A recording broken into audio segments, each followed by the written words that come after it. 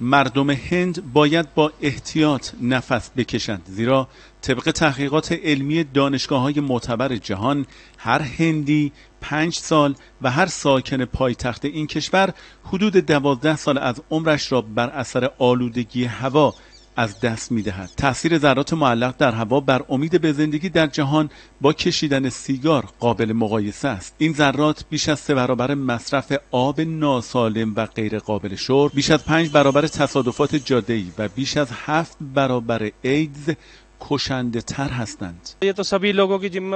همه ما مسئولیم تا آلودگی هوا کنترل شود. مردم و دولت مرکزی و دولت‌های ایالتی همه باید اقدامات جدی‌تری انجام دهند تا بهتر نفس بکشیم. بررسی‌ها نشان می‌دهد در جنوب آسیا در 2 سال اخیر میزان ذرات معلق در هوا حدود 10% افزایش یافته است. ذرات معلق بزرگترین تهدید برای سلامت انسان به ویژه در کشور هند به شمار می‌آید، زیرا عامل بروز بیماری‌های قلبی و عروقی است.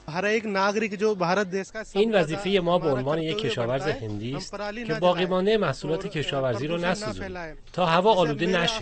دولت باید بیشتر نظارت و با متخلفان برخورد کند. بر مبنای شاخص‌های سازمان جهانی بهداشت، بسیاری از شهرهای هند پس از بنگلادش آلوده ترین هوای جهان را دارند. این سازمان هشدار داد اگر استانداردهای ملی کیفیت هوای محیط رعایت نشود، امید به زندگی در هند کاهش خواهد یافت.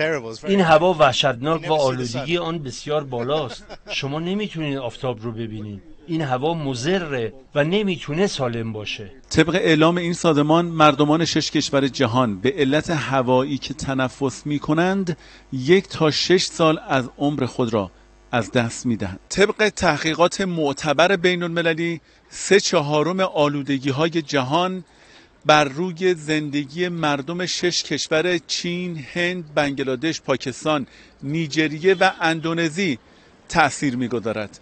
حسن عبدالملکی، خبرگزاری صدا و سیما، دهلی نو.